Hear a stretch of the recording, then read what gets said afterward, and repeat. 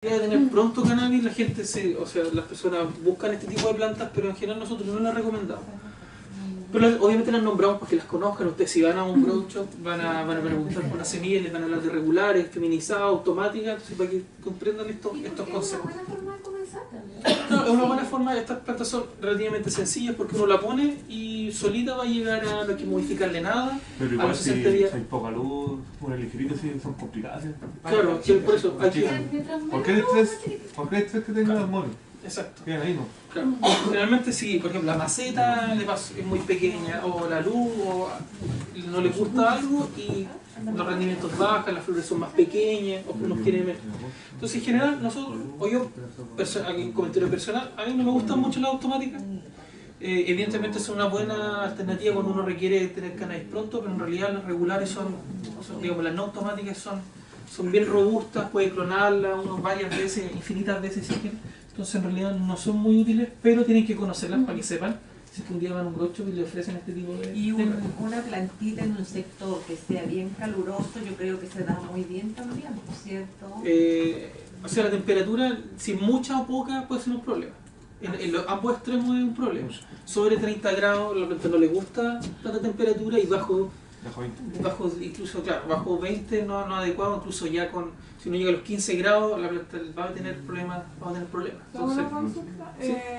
Cuando hablan de clonación, cuando me sacan tapiz, que no lo había escuchado ¿sí? antes, ¿en qué momento se puede hacer eso? Eso generalmente se hace justo cuando ya está entrando, cuando uno ya va a comenzar la floración, utiliza, generalmente uno prepara la planta antes de comenzar la flora, hace una poda en donde toda la parte elimina todos los tallos que están en la parte más inferior de la planta y utiliza esos mismos tallos que uno podó como esqueje, como patillas para el segundo, para el ciclo siguiente. Generalmente está al final de la vegetación, antes ¿Se guardan? se guarda, claro. Uno los pone en agua y les vamos a enseñar cuál es la técnica para, digamos, de momento que uno corta un tallito, cómo llevarlo a una plantita a una nueva plantita. Como todas las plantas. No, como todas las plantas, eso no se puede... Sí, no es tan complicado. Obviamente en cannabis hay formas de hacerlo un poco más eficiente para tener buenos rendimientos, para no perder ningún esqueje. Entonces hay ciertos insumos que uno puede comprar como hormonas enraizantes y esas cosas. Pero ahí les vamos a explicar un poco más en profundidad qué consiste esa... Yo sabía que desde el primer apical ya ese puede ser el primer esqueje. Claro. Cuando llega la planta al tercer piso, corté el primer apical y lo pasáis de aplicar tiro o en agüita para que le salgan las raíces y después uno lo inserta en tierra y tiene la primera... Sí, claro. Tuve cualquier rama, idealmente que la planta esté en periodo de vegetación. No tiene que ser necesariamente al final de la vegetación, pero al final de la vegetación es un buen momento. ¿Por qué? Porque uno tiende a hacer una poda de limpieza de estas ramas chicas que están. O sea, uno puede sacar, digamos, y se recomienda esqueje, igual que cualquier no cosa. sean los aplicales. Claro. Si bien se pueden usar los aplicales para hacer esqueje, se recomienda que sean las ramitas de abajo. En general tienden a enraizar mejor. Y algunos apicales en particular, el principal cuando tienden a ser muy turgentes, que son como los tallos que parecen ácidos, son mucho más difíciles de enraizar que cuando tienen cierta leñosidad. Tienden a ser más flacas las ramas con cierta leñosidad, esas tienden a enraizar mejor. No, pensaban que por lo menos a nosotros nos ha servido igual tratar de ir como anotando las fechas de este proceso para cachar bien, porque de repente entre tanta cuestión que uno está preocupado funcionando cotidianamente se te puede pasar. Entonces el tener un registro del cultivo ayuda harto para que no se te pasen las fechas. Exacto.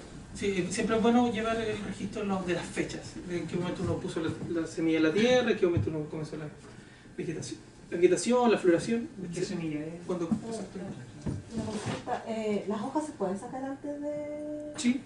Así como para consumir agua de hierba. Sí, generalmente, bueno, ahí ya empieza, podríamos decir un poco al gusto del cultivador o del consumidor. Hay algunos, por ejemplo, cultivadores que bajo ningún motivo le sacan ninguna hoja a la planta, porque es verdad, o sea, cada hoja aporta, digamos, le entrega energía. Disculpa, es que igual que te moleste, pero la hoja, mientras más hojas va a ser el alimento que tiene la planta para formar el cogollo.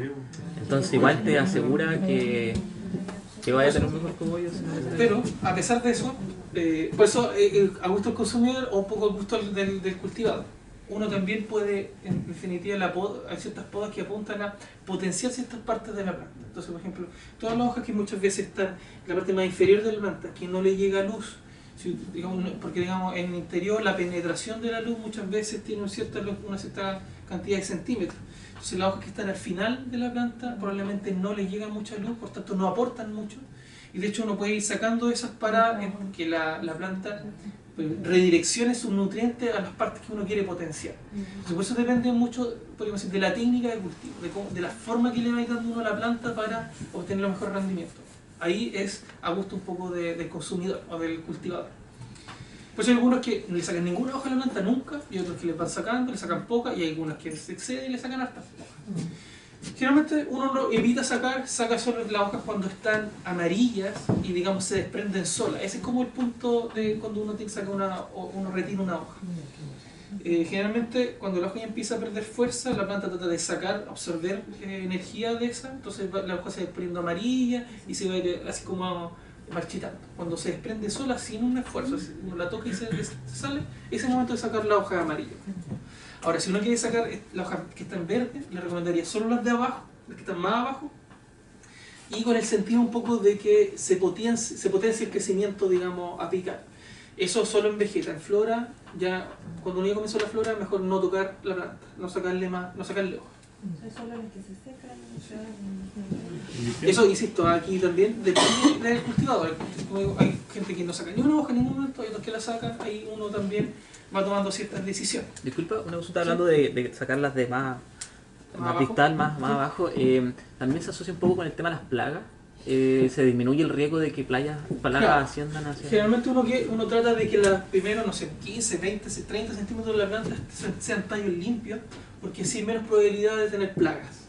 Generalmente la idea es que en ese espacio que se genera, no sé, uno tiene la maceta, tiene un espacio de tallo y aquí empieza, podemos decir, la hoja. En este espacio ojalá pueda circular un poco de aire, digamos, hay un cierto nivel de movimiento de aire para evitar las plagas. Entonces uno, claro, hace este raleo, que algunos le llaman raleo o poda más inferior, entonces la idea es eliminar algunas hojas para que quede libre ese espacio. Entonces si uno mira así digamos, a través del cultivo va a ver las macetas, tallitos, y desde una cierta distancia van a empezar ya la hoja y las flores. La última espacio donde el aire se pueda mover. es que garantiza la profundidad del macetero que la planta ascienda mucho más. Claro, o sea, es proporcional, o sea, mientras más larga o más profunda la maceta, la planta va a ser más larga.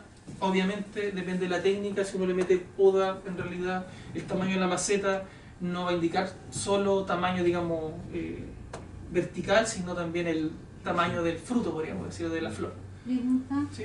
en general la raíz de anclaje de la cannabis es grande o no es muy grande. Bueno, depende. En exterior se han visto plantas que llegan a tener unos tallos así, de este tamaño. Sí, Así grande, súper grande. Y me imagino que detrás de ese tallo hay también una raíz prominente. Cuando uno cultiva en interior, en macetas más pequeñas, las raíces no son tan grandes. Ahora, si uno cuando cultiva le incorpora la fertilización a algún tipo de potenciador del desarrollo radicular, que se llama, estimulantes del desarrollo, puede encontrar raíces bien prominentes, bien importantes. Pero generalmente eso uno lo ve cuando cultiva en exterior, porque ahí está el tiempo suficiente, digamos, y si se cultiva en tierra, la raíz crece lo suficiente, digamos, tiene libertad para crecer y puede, digamos, tener una buena raíz. Porque eso depende del primer brote que da. Del primer brote que da es lo que me va a decir a mí, me va a indicar cuánto es lo que me va a crecer la planta. No, en general, en estas condiciones que son medias artificiales, podemos decir, el tamaño de la maceta le va a dar la proporción a la planta. Por ejemplo, uno puede tener una planta de cannabis en un vaso, ¿Ya? puede tenerla meses y la planta va a crecer hasta por aquí y ahí se va a quedar y puede quedar meses ahí mientras la maceta sea de este tamaño. Yo la tomo y la trasplanto a una maceta más grande y a la semana ya empieza a crecer y empieza a ganar dimensión. Entonces, es directamente proporcional al tamaño de la maceta. Y eso también uno va aprendiendo de que los tamaños de las macetas van a ir definiendo un poco el tamaño de la planta. Entonces, si lo cultivan en el interior, si pongo una maceta muy grande, la planta va a crecer mucho y en el interior realmente me va a costar manejar esa planta tan grande. Entonces uno ahí después elige, si lo hace con 5 litros, 7 litros, 10 litros, para un poco manejar los tamaños de las plantas. ¿Se puede hacer los cambios de maceta así mientras está el crecimiento de la...? Sí, generalmente uno va, ahí también hay un poco a gusto del consumidor, generalmente, por ejemplo, la automática, uno evita muchos trasplantes, por ejemplo con la automática, porque son, no les gusta ni un cambio. Ahora hay otras que la regular generalmente no les molesta mucho, entonces uno puede mantener plantas en vasitos pequeños durante un tiempo y después las trasplantas para comenzar un ciclo. Un paréntesis, Claro, pero generalmente uno trata de evitar muchos trasplantes, pero en preflora se te puede estresar un poco con el trasplante. claro, o sea, generalmente uno ya en vegeta puede, digamos, hacer una parte de la vegeta, el comienzo de la vegeta en un cierto macetero, pero cuando ya se acerca o ya se está metiendo en mitad de la vegeta o ya se está acercando la flora, ahí uno ya evita hacer trasplante. A pesar de eso, la planta se estresa, insisto, aquí depende mucho de la cepa. Hay cepas que se estresan mucho, hay satillas que no les podía hacer nada, ni siquiera podarlas porque no les gusta, y hay otras índigas que no les importa nada y que hacen sin problema y no les trasplantan muchas veces y no afecta mucho. Entonces, ahí uno tiene que empezar a conocer un poco las plantas. Hay plantas que son súper fáciles de cultivar, que si las trasplanta o no las trasplanta o le cambia ciertas condiciones, no se altera mucho, son bien robustas, podríamos decir, pero hay otras que son bien sensibles. Y eso uno tiene que ir aprendiendo. Tengo una duda, ¿eso entra en el concepto que le llaman rudelarias? Así que igual se puede escuchar de repente, rudelarias. No, rudelaria es una subespecie de cannabis, como la sativa, la índica, está la rudelaria. ¿Y qué fenotipo le da a la planta? Es que Generalmente ahí como son que le plantas da potencia, le da como, es como más carne de perro, por así, o no es así. Mira, la rudelaria generalmente se asocia más al cáñamo. Claro, la rudelaria es un autofluorescente. El autofluorescente generalmente se ocupa más para cáñamo o digamos otros usos más industriales, es como más leñosa o más leñosa, diría yo. Y es la cruza o es la planta que se utilizó para cruzar y darle el fenotipo, digamos, autofluorescente, porque la rudelaria es autofluorescente. Y para evitar alguna enfermedad, ¿se le puede pulverizar con algún producto natural? Sí, y vamos a hablar más adelante de eso. Ya, vamos a hablar más en profundidad de eso. Bueno, volviendo aquí a los ciclos, la gracia del autofluorescente sí que uno puede cultivar durante todo el año. Entonces, no solo en diciembre, entre septiembre y mayo, o en este caso entre diciembre, enero y febrero, que son pocos meses, sino puede incluso cultivar en junio o en invierno, en verano, no hay problema. Ahora, ya dijimos que no son tan fáciles de manejar, son más sensibles a distintos factores, pero la gracia es que uno puede estar cultivando continuamente durante el año, incluso en condiciones de exterior. Uno puede tener un automático hoy día en invierno y funciona. Hay que tener cuidado obviamente de las temperaturas, la helada, el agua, tiene que ser cuidadoso con la planta, hay que cuidarla. Y yo escuché hace poquito que dijeron aquí que se cortaba el apical. Al cortar el apical, la planta quedaría más chica y empieza a engordar, ¿cierto? Claro, Repollar. Claro, saca, digamos, del punto, generalmente el objetivo de la poda apical o de podar ciertas puntas de la planta es que de ese lugar salgan varios tallos. No tiene que ver con el sentido de frenar el crecimiento, sino tiene que buscar más puntas, sacarle más apicales a la planta. Entonces generalmente uno pone una semilla, va a tender a crecer en un palo, se uno corta y de ahí van a salir 2, 3 puntas. Y vuelvo a podar y ahora voy a tener 6, 7 puntas. Y en esas puntas salen las flores. Y cada una de estas puntas van a ser apicales. Entonces paso de tener una apical a tener 7, 8, 10 apicales. Y eso son las técnicas de cultivo. Cómo uno le va dando la forma a la planta para sacarle mejor rendimiento. Bueno, como dijimos, hay dos versiones, hay dos formas de cultivar, en interior y el exterior. Aquí tengo muestro esta para fijar que uno puede cultivar dentro de la casa en las condiciones de exterior. Esta foto es de Holanda, en donde aquí se dan cuenta con una planta en un balcón, les aseguro que van a tener la producción para el año. Esa planta probablemente le va a dar a ese cultivador alrededor de 1 kilo, probablemente, quizás entre medio kilo y 1 kilo. ¿Sí? En interior, como aparece acá, es dentro de una habitación, un receptáculo, un espacio que está iluminado por luz artificial y uno maneja ciertas condiciones. Ahora, hay obviamente diferencia entre uno y otro. Por ejemplo, la gracia del cultivo en interior es que uno cultiva varias veces en el año, cosecha varias veces en el año, versus que en exterior cosecha generalmente una sola vez. Depende del lugar donde uno está ubicado. Obviamente aquí en Concepción, en el sur de Chile, no se solo un cultivo en el año.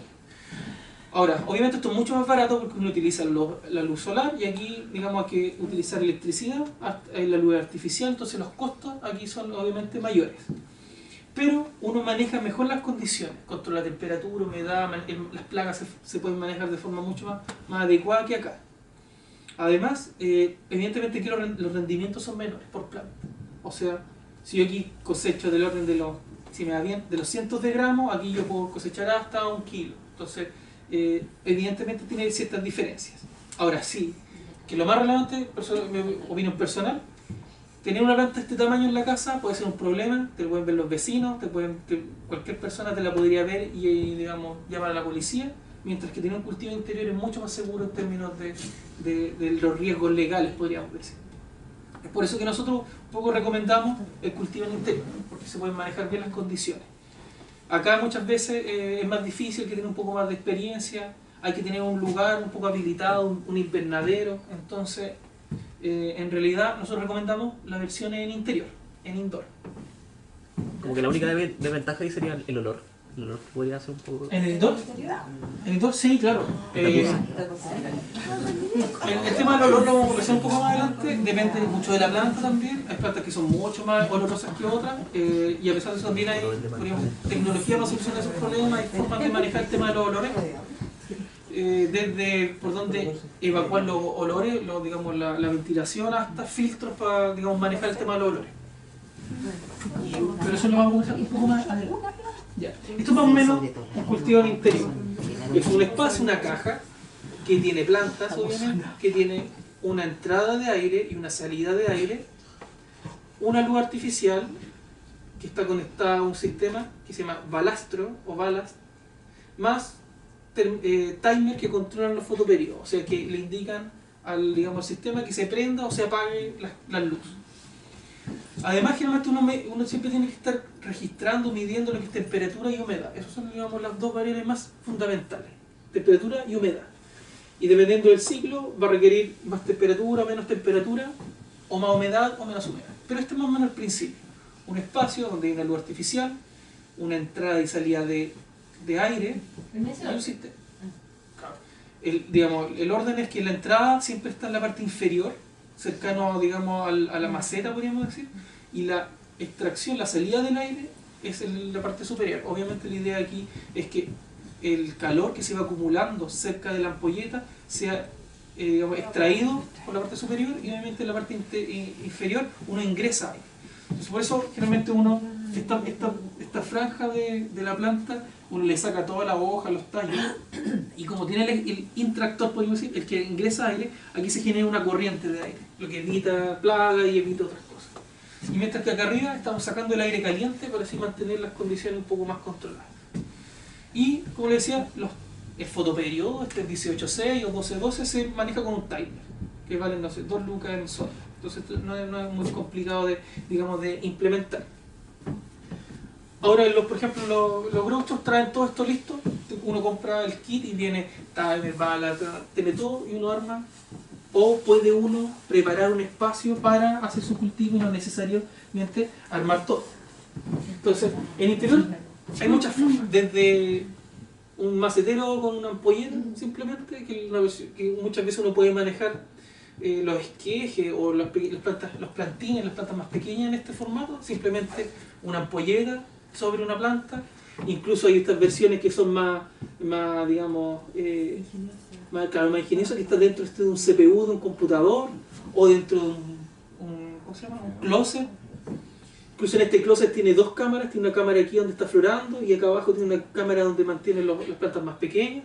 O la versión la comercial, que es la carpa, que digamos uno compra digamos, adminículo y es bien cómoda para trabajar. Yo, si pueden y se puede hacer la inversión, yo les recomiendo que se compre una carpa porque, digamos, si se dan cuenta, tiene cierres por ventanas por distintos lados, viene con todos los orificios para ingresar, digamos, el extractor, el intractor, colgar la luz dentro, tiene todo viene, digamos, diseñado para echar a andar el cultivo.